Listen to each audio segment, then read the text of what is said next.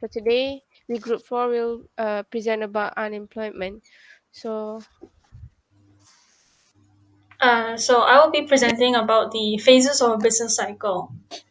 A business cycle or a trade cycle refers to the regular or wave-like fluctuations in the economic activity in the economy as a whole. There are four phases in the business cycle, which is peak, recession, trough, and also recovery. Okay, next. So for the peak phase, the economy is at full employment, has high level of output and trade, and ends when the forces favoring expansion slows down. For recession, uh, it takes place after the prosperity period ends. Prolonged recession is also called a depression. Decrease in volume of output, trade, and transactions, increase in the level of unemployment, reduction in aggregate income in terms of wage and profit, and decline in consumption, expenditure, and investment level. For Troll, it is the lowest point of the gross domestic product or GDP. The level of economy activity will drop to the lowest level, and also the unemployment rates will be higher. For recovery, it is the revival leading an uptrend in the economy. The economy's level of output is also higher. Unemployment expands towards full employment, and also, and last but not least, through the multiplier effect, the economy will move upwards rapidly. yeah, so what is unemployment?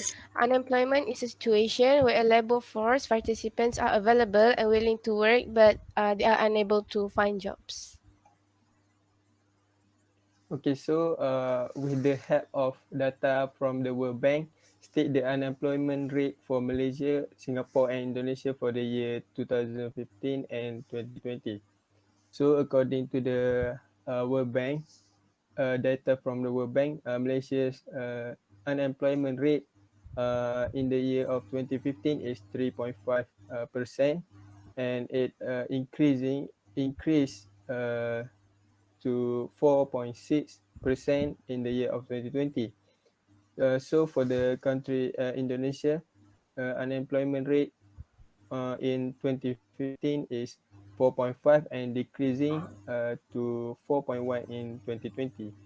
So for the Singapore, in the year of 2015, the unemployment rate is 3.8 and significantly increased in 2020 for 5.2%. Okay, Next. so how many types of unemployment do we have? There are 4 types of unemployment. First is frictional unemployment, second is cyclical unemployment, third is structural unemployment, and the last one is seasonal unemployment. So frictional unemployment is occur when people are in between jobs or are entering or re-entering the labor force. Some people voluntarily quit their jobs to look for other suitable employment. For example, they quit their job for higher positions or higher wages and more. Some school leavers or fresh graduates may be entering the labor force for the first time and actively seeking for jobs. This job seeker may be temporarily unemployed or happens in full unemployment when people quit jobs for a better position or higher wages, or when fresh graduates are actively seeking jobs. Second is cyclical unemployment. It happens when there is a lack of jobs, resulting from a downswing in a business cycle or recession. When an economy encounters a downswing or goes into recession, the real GDP falls, the demand for goods and services increase, companies close down, and workers are laid off. Cyclical unemployment is a serious concern. Unlike frictional unemployment, cyclical unemployment is involuntarily. It continues until the economy is out of the recessions, and post-recessions recovery takes several years. Third is structural unemployment. Structural unemployment arises due to structural changes in the country. This means a worker loses their jobs because that job is no longer a part of the structure of the economy. Structural unemployment exists because the compositions of the labor forces does not respond quickly to meet changing consumer demands, technological advancement, or competitions from imported goods, and so on. Thus, workers find their skills, talents, and experience become out of date. And the last one is seasonal unemployment. Seasonal unemployment arises due to seasonal variations in activities or particular industries. This may be caused by climate, changes in fashion trends, or the inherent nature of the industries themselves. In this type of unemployment, the labor force is employed at times and unemployed at other times. For example, a fisherman is unable to fish in winter or during the monsoon season. Many people are also employed at tourist spots during peak or festival periods, but are unemployed during off-peak periods. So what is the effect of unemployment?